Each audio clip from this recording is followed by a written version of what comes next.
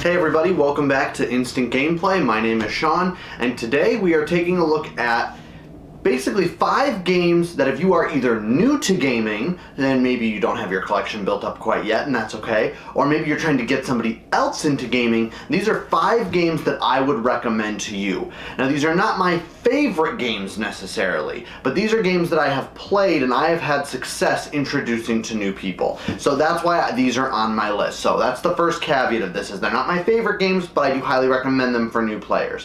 Second caveat, these are my opinions and my opinions alone. If you don't like these games, that's okay. No big deal. I'm sure there's plenty of other games that you would recommend. In fact, if there's a game that I don't mention, and I'm sure there is, please feel free to comment down below what you think is a really good intro game for new gamers, so that way other people who read the comments can see those. And with that, let's take a look at our first game. Now these are not in any particular order, these are just 5 games that I'd recommend. So here's the first one, and it is a dice game. And I've used this game as a game for people who like games like Yahtzee, and it's not the game you're probably thinking of. It's a little less known. Several years ago, there was a card game that was out called Sushi Roll, and it was a very popular card game. I do recommend that game as well. Card drafting game. Very, very cool. I used it to introduce people to gaming all the time, but it's almost too simple. If I want to introduce someone into board gaming and the hobby itself, I want to give them something with a box, something a little bit bigger. And this is the sequel to Sushi Go, and that is Sushi Roll.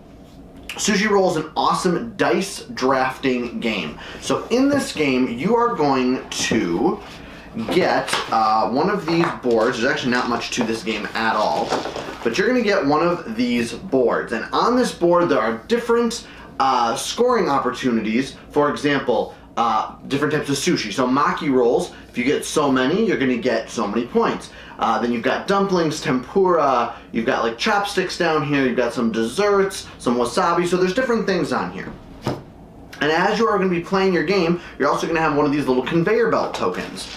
In this bag are all sorts of dice, custom dice to the game, with different types of sushi on them. So for example, this white die is going to have different types of nigiri on them. So egg nigiri, salmon nigiri, squid nigiri. This purple die is going to have dumplings and tempura and sashimi on them. The red die is going to have maki, and this green die is going to have bonuses to help you get through the game. So menus, wasabi, and chopsticks. There's also a pink die that has the dessert on it. And on your card, everything's color-coded, so it makes it really easy for people to understand that these are on a purple die, these are on a green die, these are on a red die, etc. So the game itself is set up very, very, very simple. You also get some bonus tokens in the game, but on your board it tells you what those tokens actually do, whether they allow you to re-roll a die or a neighbor's die, or whether they allow you to switch out dice, things like that. So it's a very, very, very simple game. I got this game and I was super happy with it. I wasn't sure if I'd like it because I love Sushi Go, but I wasn't sure if I would really like this game. And I'll tell you, this actually pretty much replaced Sushi Go for me because of how easy it was, how user-friendly the game is, and just how fun it is. So it's ages 8 and up, 2 to 5 players, takes about 20 minutes to play. It doesn't take long, and it really doesn't even take long to explain how to play because all of the scoring opportunities and the points are right there on the card you give the player. So it's a really awesome game just to get new players into the hobby. It's by Game Right Games. I'm pretty sure you can still get it now, but that is our first one, Sushi Go. The next game is a party game. Comes in all different shapes and sizes. It was on my top 50 board games of all time. In fact, the rest of these games were on my top 50 board games of all time. So I do really, really like these games. This one comes in all different shapes and sizes, and I love it because it really, no matter who you are, you're gonna like one of the versions of the game, if not just the base game, which is totally fine, and that is Codenames. Codenames is very awesome. Now what you actually do in this game is there's a grid of cards out on the table. This happens to be the Disney version, is the version I have. I have also played the regular version. I've played the Harry Potter version, so I know the different versions of the game. They all play exactly the same for the most part. A couple different variants here and there, but for the most part they're exactly the same game. Choose the one you like the best.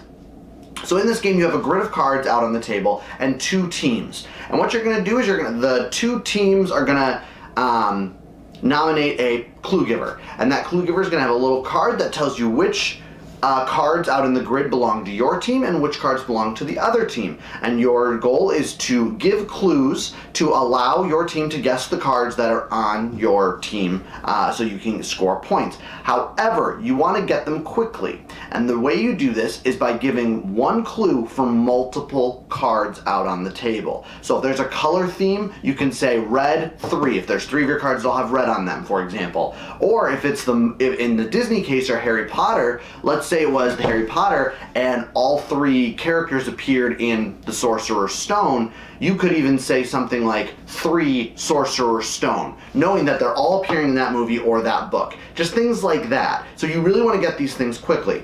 There's also innocent bystanders that are out on the board. Those score no points. It's just basically a wasted guess. And there's also the assassin. And the assassin is 1 card that if either team guesses, they automatically lose the round. This game has gone over so well. I absolutely love it. It's for 2 to 8 plus players. I mean, you really just need 2 teams. Ages 8 and up. My kids have played this with me. And honestly, each round only takes maybe 10 to 15 minutes, if that. It's a very quick game. Easy setup. Easy to teach. Really great party game. And this could actually get a lot of people into gaming, whether it just be party games. But what I like about this particular game too is it gets people out of the rut of the impress the judge mechanic. Cards Against Humanity, Apples to Apples, What Do You Mean? All fine games for what they have to offer, but this is a different type of party game, and I really think that it will get people into that gaming hobby. So that is why I've selected Codenames. Oftentimes when you are getting into gaming, or you're getting 1 person into gaming, a 2-player game is very nice. You don't have to overcomplicate rules by saying, this rule is for 4 players, but we don't have 4 players, so we're not going to do that. It's just a 2-player game. And this game also has a team-based version, but for the sake of this video and the way I prefer to play, it is a 2-player game. You give them 1 character, you give me 1 character, and we battle. We battle with cards and dice, and that is Dice Throne. The reason that makes this game just outstanding for new gamers is because the setup is super easy. I went through this in my top 50, but I want to show you again in case you missed that. So every character comes with one of these trays. All you do is hand this tray over to the other player. They're going to open it up. They're going to get their board. It's a double-sided board. Some of them are double-sided, but this side you just give it to them. You get their player card with the information on what the tokens do that their character has, because their character is going to be different than my character. You're also going to get a deck of cards, a health dial, some combat points, and some custom dice and some tokens. Everything is here, and it might look a little overwhelming to new gamers, but all the information is right here. Very user-friendly. And if you know how to play this particular character, which I do, I can say, alright, this is the gunslinger, this is what these do. If you give me this token, this is what happens. If you give me this token, this is what happens, and so on and so forth. These are the dice. They have numbers on them. They also have pictures on them. On the board, you are doing basically a Yahtzee mechanic, rolling dice to get the different things, and you have 3 ways to do it. People understand the Yahtzee mechanic. So when I give them something with that same mechanic in the game, it's 1 less thing they have to learn because they already understand it. This game is awesome because it also comes with a bunch of characters. They come in these little boxes. I believe you can actually get some versions with all the characters in. I prefer this way. It just really, this little box, we're just going to play this little game. They don't think it's overly heavy because the box is so small. However, the epic battles you're going to have in this game are amazing. But they come with different characters. So this one is Gunslinger and Samurai. There's also a pirate. There's like an inventor. There's a bunch of different ones. So pretty much just pick your characters. You can, pick whichever 2 you want. Give them 1. Take the other, and battle. It's a very easy game, and everything goes right back in the tray when you're done, and goes right back in the box. This game is going to be great for that new gamer who wants to get into that tactical strategic gaming, but they don't want to learn something, like War of the Ring, or something super, super complex where there's so many rules to remember. Wait, do I do this? Do I do this? Can I do that this turn? No, because I haven't done this with these resources yet. This is so much easier, and it works really, really well. It's for 2 to 6 players technically, but like I said, for the purposes of this video and the way I prefer to play it, 2 players only. Takes about 30 minutes. When you are teaching, you may hit the 45-minute mark just for teaching. Doesn't take long to explain. There's also a lot of good videos out on YouTube that explain how this game works. It's for ages 8 and up. That's completely accurate. My daughter and I play this all the time. She loves it. And I'll tell you, when more characters come out, I'm going to definitely be getting them. And all those reasons is why this is on this list. Dice Throne. Sometimes the best way to teach somebody a game in the hobby is to do a cooperative game, because you're not working against them and you're not necessarily teaching them how to win, but you're working with them. So it's easier for them to ask questions. It's easier for you to offer them advice because you're working together. There are a lot of great cooperative games out on the market, but the one that I will say for this one is arguably my favorite cooperative game, but it's a really simple one with an awesome theme, and that is Horrified, with the theme of the Universal Studios monsters. So you've got Dracula, you've got the Mummy, you've got the Werewolf, you've got Frankenstein, all of which are terrorizing a small village, and you're working together as a team to rid the village of these monsters. You're going to be collecting items, and then you're going to be trying to get each villain's specific objective, victory condition, out of the way.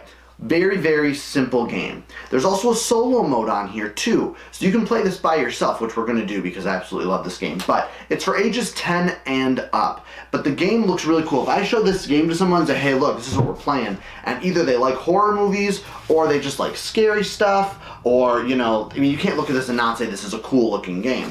The game plays awesome. It only plays in about an hour. It doesn't take long to play. And the nice thing about cooperative games is you can teach as you play. There's not much pre-game teaching you have to do in this particular game. It's absolutely wonderful. The minis that come with this game are outstanding. I'll show you a little bit of this. I don't want to show you everything. But the game itself is wonderful. Comes with a nice board. You've got nice big player tokens for everybody to see. You've got your movers, you've got some custom dice. There looks like there's a lot in this game. There's really not. You've got some specialty tokens for the monsters, location tokens, all sorts of stuff, and then of course the monster tokens, which I love.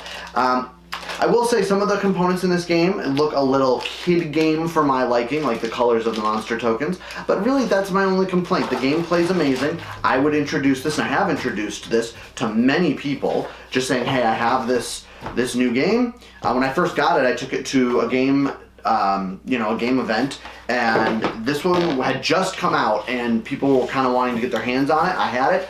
I played it with a couple other people. They fell in love with it. We've played it a lot ever since. And to be fair, if you're going to go a cooperative route, you want to go an easier cooperative route instead of just throwing them into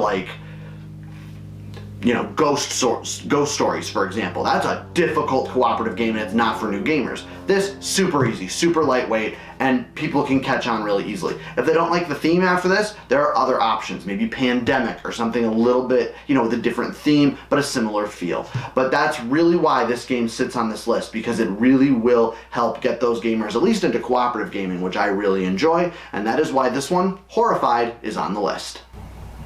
Last game we're going to talk about today is based on the idea that if you bring a game with a very familiar and cool theme to the table, people will want to play it. So if I bring this game out, even if they have no idea what the game is, they're going to recognize the characters in the game, they're going to recognize the IP, and that's going to make them want to play the game. It's also very, very simple. It's a Disney game, and it is Disney Villainous. Very, very simple game. Now, out of all the games I've shown you today, this is probably the most complex, but really that's not saying much because it is a very easy game. All you're going to do is you're going to give each player their choice of one of the villains. There's a ton of expansions. If they're brand new to gaming, probably stick them with this version, just the base game, because the villains are a little bit easier to work with. The other villains are great too, and I love playing as those too, but if they've never played competitive board gaming strategically, these hobby games, besides like Monopoly and Clue and all that, give them one of the easier villains, or they can choose their favorite. They're all pretty easy to work with.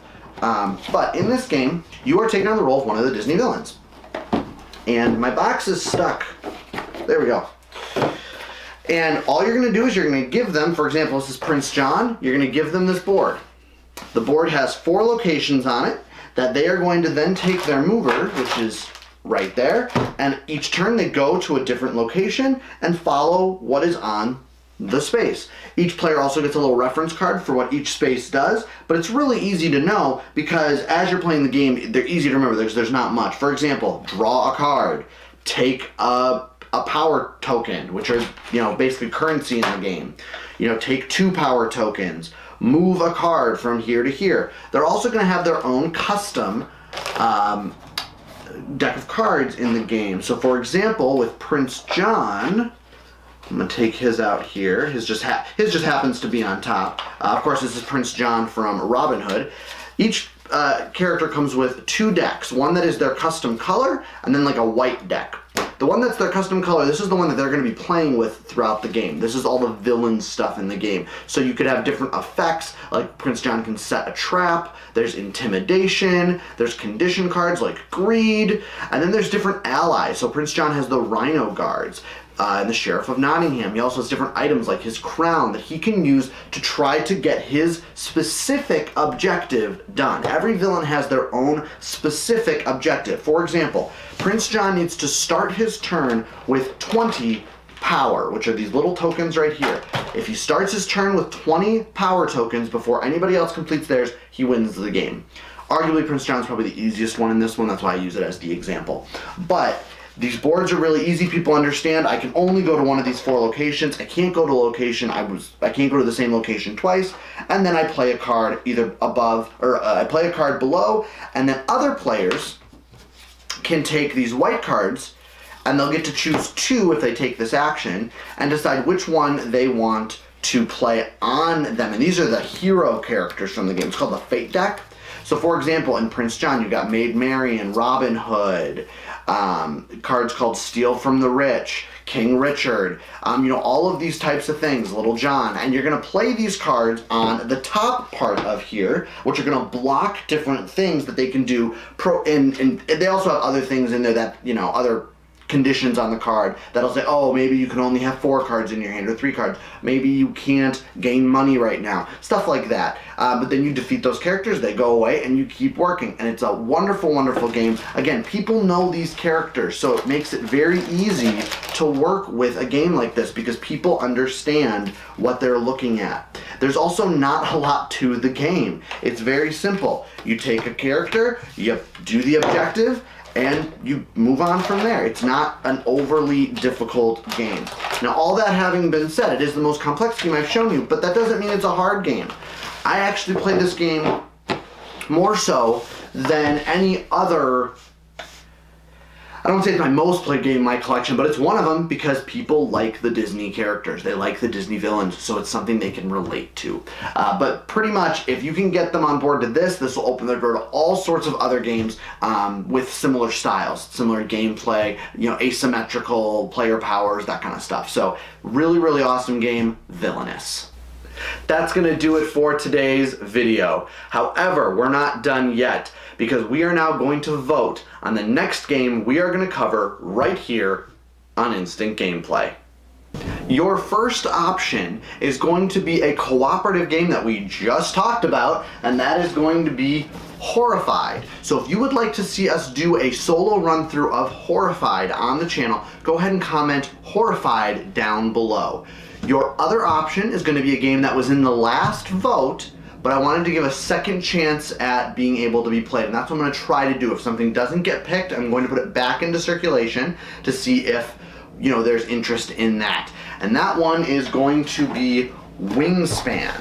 So it's a game all about birds, very popular, competitive engine building game. So if you would like to see Wingspan, comment Wingspan down below. Again, Horrified or Wingspan are the two options for the next solo playthrough. The Viticulture one went down really well. I was really happy with the result, and you guys really seem to enjoy that one, and everybody really seems to like Viticulture. So these are your two options this time. If there's a game that is not sitting on the table right now that you would like to see in a future video, comment that down below as well so I know kind of what you guys want to look for in the public votes. But that's going to do it for today's video. Again, comment down below and take a look at all the games we talked about today for introducing new players, because they're really great. But that's going to do it for today's video. If you haven't done so already, hit that subscribe button and give this video a thumbs up. It lets me know you want to see more content and that you like what you see. Also, go ahead and ring the bell icon so you can be the first to know when more videos are uploaded right here on Instant Gameplay. My name is Shawn. Thanks for watching.